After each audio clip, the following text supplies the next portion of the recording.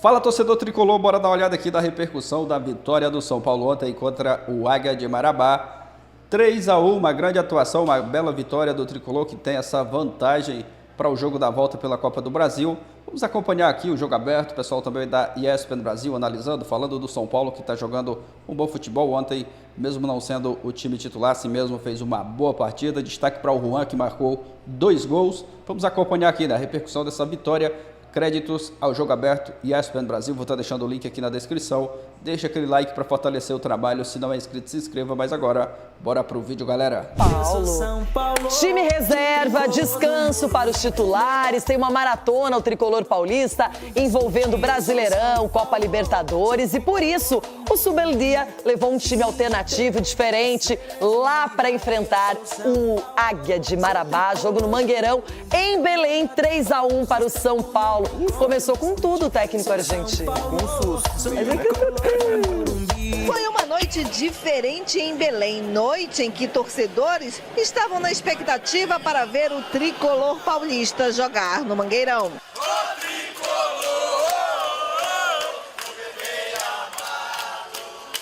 Romildo Freitas viajou 130 quilômetros de São Domingos do Capim, no Nordeste paraense, só para ver de perto seu time do coração. Para vir prestigiar o nosso São Paulo e, em especial, eu trouxe meu filho aqui, ó, que é São Paulino doente aqui, ó. Tivemos só para prestigiar a vitória hoje, 2-0. Isso aqui é mais de 10 anos que o tricolor não pisa em solo paraense, então vale a pena. E aqui é tricolor paulista, campeão de tudo, o maior time, campeão de tudo, Série A. Então vale a pena, a distância, o ingresso, tudo vale a pena. Quando a bola rolou, foi o atual campeão da Copa do Brasil quem partiu para o ataque e foi logo assustando o Águia de Marabá. Nessa outra jogada, a bola bateu na trave. O Juan pegou, bateu na trave de novo! Quando ele souber no intervalo, deixa eu ver aquela imagenzinha que ele estava em condição, que ele perdeu o gol mais feito do ano, aí ele vai sentir ainda mais. Nesse lance, Vander cometeu falta perigosa no jogador do São Paulo. O árbitro consultou o VAR. Atinge com intensidade a cabeça do adversário, tá? Vou te mostrar a câmera 2 agora. Ok. É outro ângulo. Sim.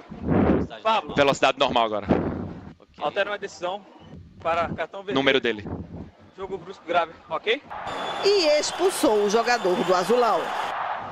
Aos 34 minutos, 1-0 para o Águia. Rebote voltou fora da grande área. Um canhão do Wender, golaço! Gol!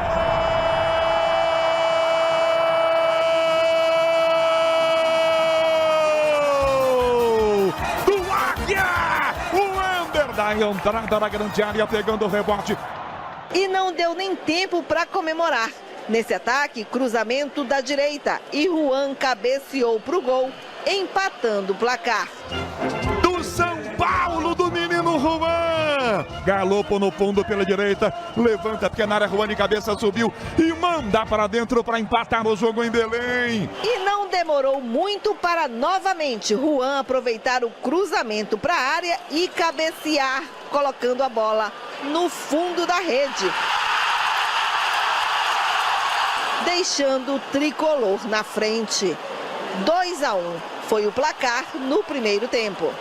No segundo tempo, o São Paulo continuou pressionando o Águia. Nesse ataque, Eric chutou, Axel defendeu. A bola continuou viva na área e sobrou para Michel Araújo chutar. Vou checar o possível penal agora. Aguarde, checando o possível penal. Não, Vai, segue. Aguarde. Arthur, aguarde. Ok. Mais pra frente, siga o lance até o final, por favor. Pode seguir lá.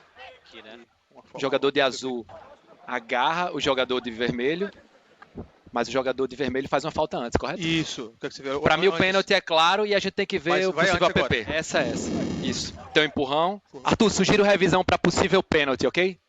E temos 2 APPs de possível falta no lance. E agora o puxão, ó. O puxão e agora eu vou mostrar o APP. Câmera baixa. Ok. Tem 2 possíveis faltas. Jogador de azul tem a posse de bola, empurrão nas costas, tá? Ok. E depois ele sofre outro contato no pé. Ok. São 2 possibilidades de falta, tá? Tá. Qual é a sua decisão? Reinicio o meu jogo com tiro livre direto a favor da defesa, tá? Por puxão do atacante na origem da jogada. Ok, excelente decisão.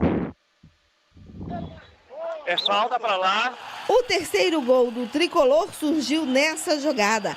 Bate e rebate na área, a bola sobrou para Luiz Gustavo chutar e colocar no fundo do gol.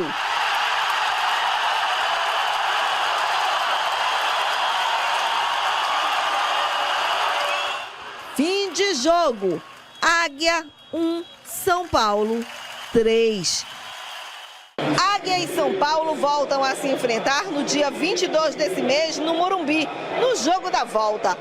Buen juego.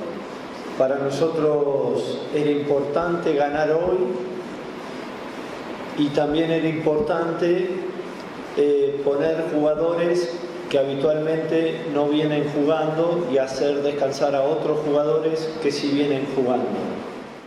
Bom, o jogo, ele teve seus momentos de dificuldade para o São Paulo, mas principalmente depois da expulsão, não é, do Wender, que fez o gol e que acabou também, ao mesmo tempo, sendo expulso, as coisas foram facilitadas. Mas, de qualquer maneira, eu até me surpreendi com o entrosamento desse time alternativo e reserva do São Paulo, porque provavelmente treinaram muito pouco, ele modificou demais, mexeu na equipe, e a gente está mostrando uma expulsão que, para muitos, foi polêmica. Para muitos foi polêmica e para mim também, Loirão.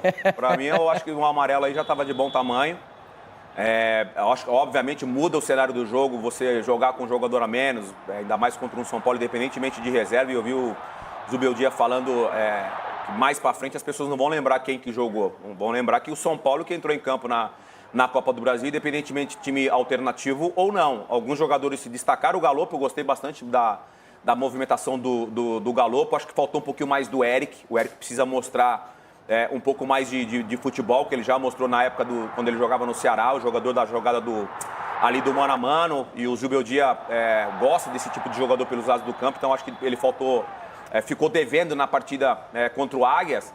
E aí a gente está mostrando a imagem do cartão, Loirão. O Patrick, que é o lateral também fez um futebol bem tranquilo, bem equilibrado.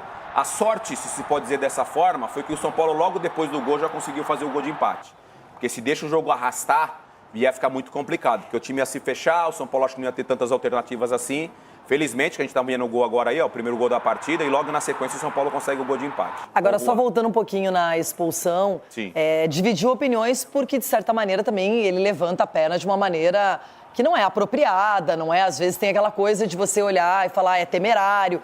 Então, foi uma discussão ali entre a arbitragem, árbitro de vídeo, mas acabou se definindo pela expulsão.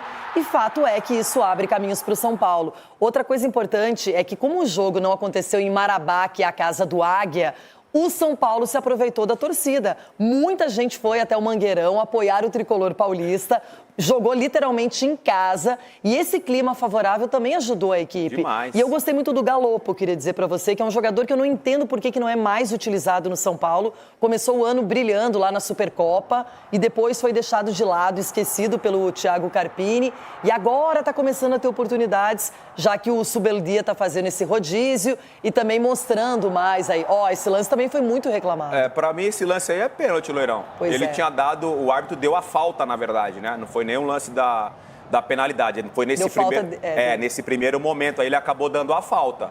Mas eu também não achei que foi falta, achei que foi uma disputa de bola normal e essa disputa aí que ele deu a falta aí. Na sequência, tem essa disputa aí que pra mim teria sido pênalti. Não achei que foi falta, não.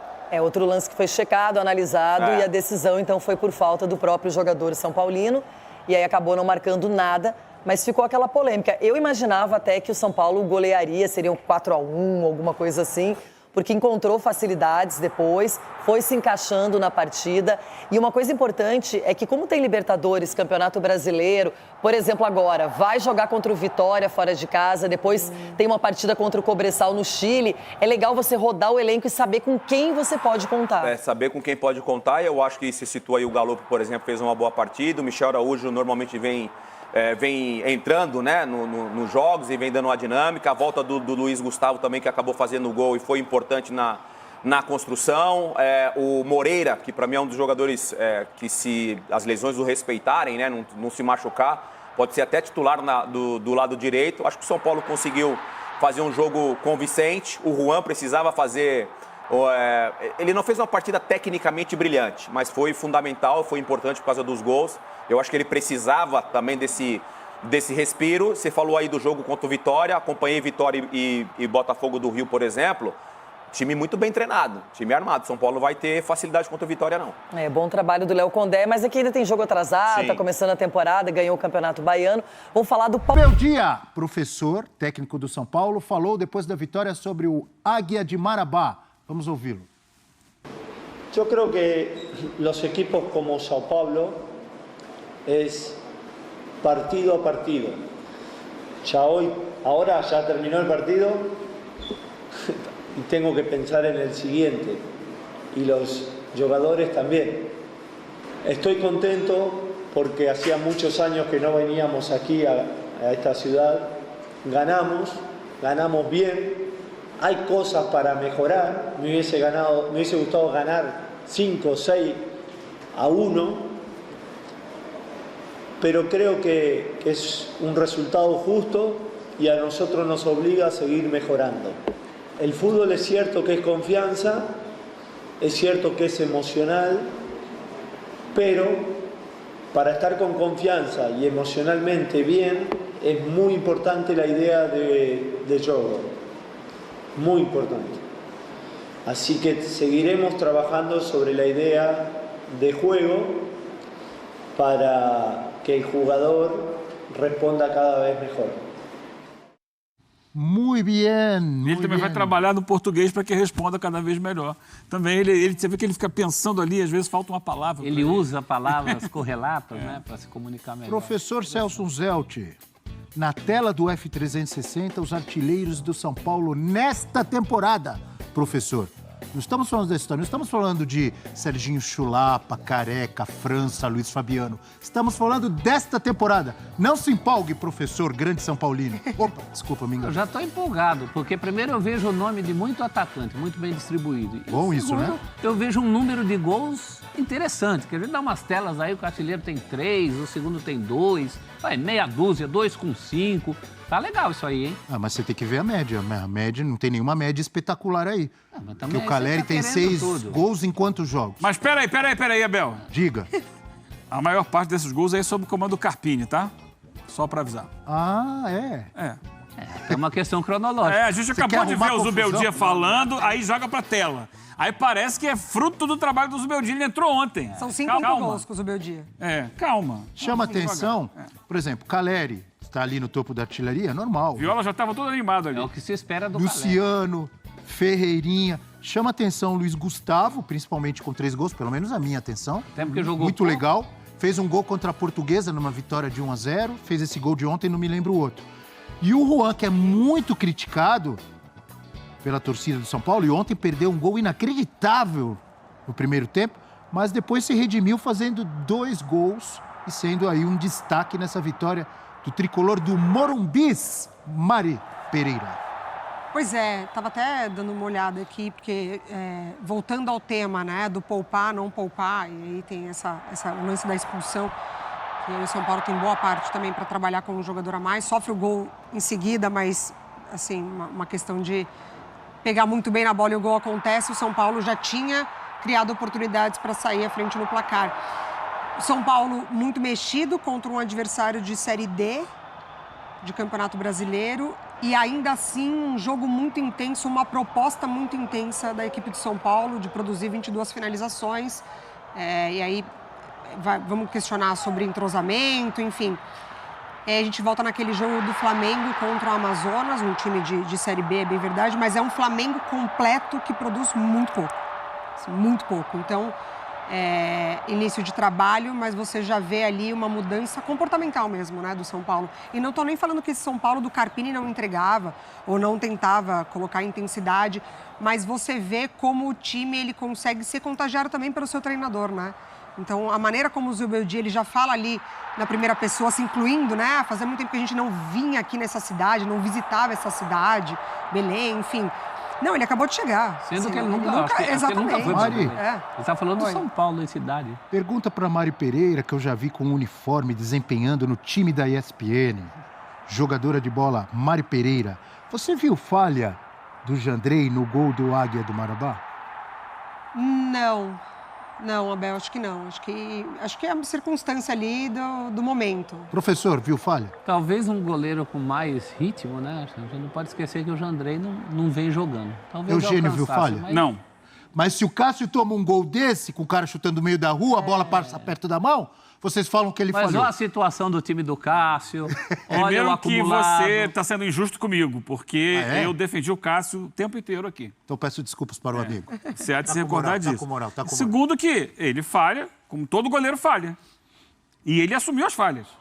Sim. É importante que você coloque aí. Mas não acho que tenha sido falha aí do Jandrei, não. O chute foi difícil de pegar mesmo. Muito forte. Estava longe de onde ele estava. Não vi falha, não. Agora, foi talvez a única vez que o Águia chegou no ataque, no jogo inteiro. Mais felicidade no chute. O Águia já está com um homem a menos, inclusive. E tem uma estatística que eu gosto muito, uma medição que é a seguinte. O número de ações desempenhadas em cada terço do campo, somando as duas equipes. No terço de ataque do Águia ontem, só 10% das ações do jogo aconteceram, sendo que 40% foram no terço ofensivo do São Paulo. Ou seja, o São Paulo jogou o tempo todo no ataque, o Águia quase não foi. Quando foi, acertou esse chute aí e faz parte. E eu acho que a diferença para o jogo do Flamengo é justamente esse comportamento do São Paulo de se colocar ali como dono proprietário da partida. Com muito respeito ao adversário, mas assim, você tem um trabalho ali acontecendo, os jogadores, inclusive, acho que o treinador chega e mantém essa briga, entre aspas, pela vaga no time, então você coloca o jogador ali num outro momento, né? Até para poder desempenhar. A gente viu um Flamengo numa rotação muito abaixo. O São Paulo não. Ele se colocou ali como o dono proprietário da partida e foi para cima. E aí, algumas coisas para pontuar, professor. Primeiro, o São Paulo jogou em casa. Olha na arquibancada e vê se você encontra alguma camisa azul. Era só a camisa tricolor. Só a camisa do São Paulo. Jogou em Belém, jogou em casa. Não é em casa, não vem com esse papo. Jogou em casa, Abel. Pode ter se sentido em casa. Olha só, você está num estádio onde a torcida inteira está torcendo para você. Você está em casa, por mais que esteja longe da sua sede oficial. Clubes como o São Paulo, como o Flamengo, citado aqui, que eu já falei, o Flamengo vai jogar em Manaus, vai jogar em casa, em Manaus. Assim como o São Paulo ontem jogou em casa. A torcida era toda dele, estava todo mundo a favor e tal. E ele, até porque o Águia não joga ali. O Águia é de Marabá, não é de Belém. Ele não pôde jogar no seu estádio. Olha como é rápida a audiência e os amigos que nos acompanham. Cabeção da Baixada me mandou. O Eugênio tem razão. O Santos jogou na Neoquímica Arena, no estádio do rival Corinthians, estava em casa. Obrigado, Cabeção da Baixada. Ponto para você. Ponto, Abel. Cabeção da Baixada para você e para o aqui. Cabeção. Ponto para você. É um ponto. Então, agora, uma outra situação. Então, o São Paulo jogou em casa, à vontade. O São Paulo colocou o time inteiro reserva. Mas foi um time, e por que ele conseguiu jogar bem? Porque ele tinha o que o técnico falou, ideia de jogo. Sim. E qual é a ideia principal desse São Paulo? Primeiro, é claro, recuperar a bola o mais rápido possível, ter o controle do jogo, especialmente num jogo contra o Águia de Marabá. E aí, a partir do momento que você tem a bola, a questão é essa. O que eu vou fazer com essa bola? O São Paulo trabalhou muito pelos lados do campo, com tabelas e triangulações pelos lados do campo, principalmente pelo lado direito. Também chegou pela esquerda, mas principalmente pelo lado direito. E aí você vai destacar alguns jogadores. O João Moreira chegando por ali como lateral. Posso colocar um adendo para te ajudar? Desculpa a interrupção, que eu ia perguntar isso que você vai falar agora. Eu vou falar os 11 que começaram, tá? Para a gente analisar, porque estamos analisando coletivamente, você está fazendo muito bem como sempre, mas eu queria saber quais jogadores que podem ganhar mais pontos com o Zubeldia. É isso que você ia falar? Então eu só vou pontuar aqui, tá? Começou com o Jandrei, quase todos aqui não vinham atuando, tiveram poucas chances, então ele pode aproveitar. Jandrei, Moreira, Diego Costa, Ferrarese e Patrick. Luiz Gustavo, Galopo, Nestor, Eric, Michel Araújo e Juan. O que vinha atuando mais aqui desses 11, se eu não estou enganado, é o Michel Araújo. E o Diego Costa, né? E o Diego Costa, é verdade. O Diego Costa joga com muita frequência. Então, foram esses que começaram. Continue o seu raciocínio, que acho que você ia destacar. Quem ganha ponto? Quem pode ter mais chance? Eu estou chegando justamente lá. Estava construindo essa estrada aí, Abel. E eu te atrapalhei. Mas não, atrapalhou não, porque você citou todos os jogadores, que é bom isso, né? Para quem não viu o jogo, tem uma noção. A grande força do São Paulo ontem foi a construção de jogadas pelo lado direito do seu ataque em tabelas e triangulações, especialmente envolvendo 3 jogadores. João Moreira, participou um pouco menos. E, principalmente, Galopo e Eric foram, para mim, junto ao Juan, que fez 2 gols, os melhores atletas em campo ontem. Galopo e Eric mostraram não só qualidade técnica individual, mas também uma boa interação. Um entendimento ali, né? Um entendimento. Eles tabelaram, se encontraram. Essa jogada do Galopo, ele dá uma meia-lua dentro da área ali, quase saiu o gol do São Paulo, né? Por que Chegou o atrasado Carpini ali, não Juan. colocava o Galopo? Agora a jogada pela esquerda lá, ó. A bola vai chegar. Ah, não, esse é o lance da expulsão. Tem uma jogada pela esquerda também que o Galopo pisa na área e finaliza, quase faz o gol. Então, para mim, o melhor do jogo foi o Galopo. Mas o Eric foi muito bem. O Rodrigo Nestor, a gente sabe que é um jogador com potencial de titular no São Paulo. Ele fazia do outro lado lá. Mas aí ele não estava tão bem assessorado pelo Michel Araújo e pelo lateral, que também vem da base. Você citou aí o nome agora? Patrick. Esse lado esquerdo não funcionou tão bem porque o Rodrigo Nestor não teve a companhia que teve do outro lado do Galopo com o Eric e com o João Moreira. Então, e ali, dando a sustentação para que esse time jogasse do meio para frente, a presença do Luiz Gustavo, que é aquela garantia da experiência, da pegada no meio de campo, da marcação. Falei, joguem, meninos, joguem que eu estou aqui segurando a Se precisar, onda. eu chego, né? É isso. Como o gol dele. Se precisar, Chegou eu no chego. gol. E essa construção de jogada pelo lado, Abel, olha só que maravilha. Eu acho lindo esse gol. Quando você vai na linha de fundo e cruza... Tá vendo? Porque Com o pé direito. Cruza com o pé direito. Na linha de fundo. Eu amo isso. E o São Paulo fez isso o tempo inteiro. Abre a bola na linha de fundo, cruza pro centroavante fazer o gol. Sabe quem fez muito isso no Tricolor? Mário Tilico. Eu elogiei aqui o gol do Flamengo contra o Amazonas, que foi assim. Cruzamento lá da esquerda do Vinha para a cabeçada do Pedro. Só que o Flamengo fez o gol e não repetiu mais a jogada o jogo inteiro. O São Paulo não, o tempo inteiro. Tabela, triangula, infiltra na área, olha aí, mais uma agora. E cruza. Esse cruzamento foi rasteiro. Mas isso beneficia o centroavante. Então o Juan foi beneficiado. Ele fez 2 gols, poderia ter feito até mais. Não soube aproveitar todas as oportunidades. Mas teve uma atuação marcante em função disso. Agora, imagina se é o Caleri. Com essa jogada tabela, vai no fundo e cruza. O Caleri vai ficar ainda mais consagrado se o São Paulo repetir esse tipo de lance. Mas... eu não sei se ele... porque o desenho tático do time considerado titular era um pouco diferente.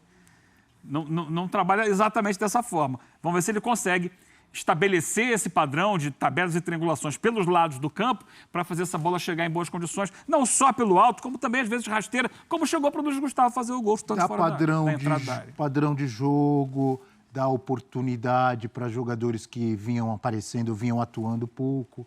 O poupar, não poupar, usar reservas, entrar com o time misto, tem coisas boas e coisas ruins. Tem vantagens e desvantagens. Mas muita gente, todos nós, eu estou me incluindo, muitas vezes a gente analisa só pelo resultado.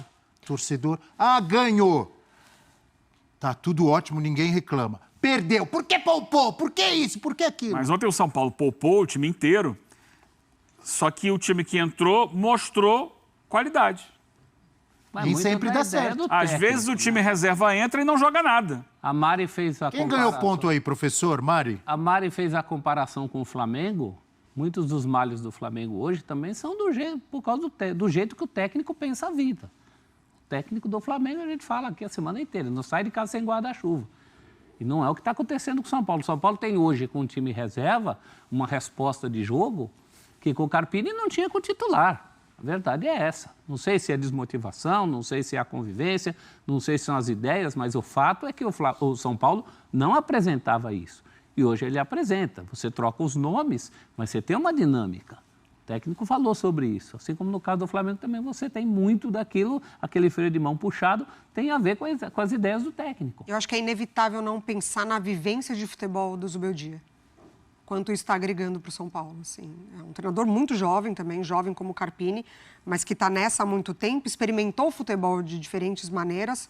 Ontem, quando ele vem na coletiva e ele fala sobre como é jogar Copas, Copa da Argentina, Copa do Brasil, ele cita algumas, né?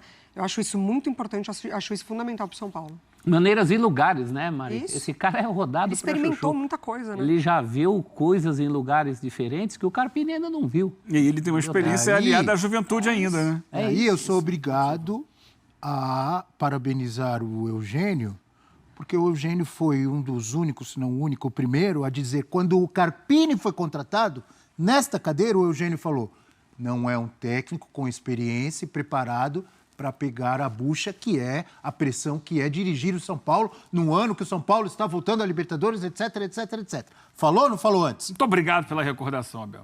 Quando é para cornetar, eu corneto. Quando é para elogiar, eu elogio. E quando o Carpini foi contratado, quando o Zubeldia foi contratado? Eu estava acompanhando sua aula ali. Você falou, não lembro. Falei que ele tinha condições de dar um padrão de jogo, de conduzir o São Paulo pela experiência que ele já tinha, apesar de ser jovem. É isso. E pelo momento da carreira dele, que é o melhor momento. O ano passado foi o melhor ano da carreira do Zubeldia. Ele foi campeão da Copa Sul-Americana e campeão equatoriano. Ele está em alta. Sim. Ele está com motivação, ele está com moral, ele está com muita confiança para desenvolver o trabalho. É tudo que precisa um técnico para assumir um gigante como é o São Paulo.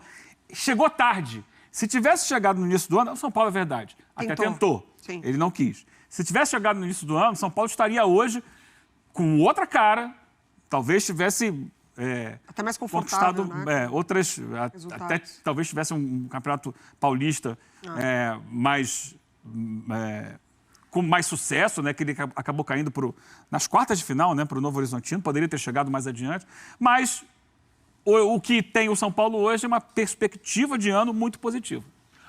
Tá aí, torcedor tricolor, grande vitória do São Paulo ontem contra o Águia de Marabá, jogador fora de casa, uma grande partida, uma grande vitória do tricolor.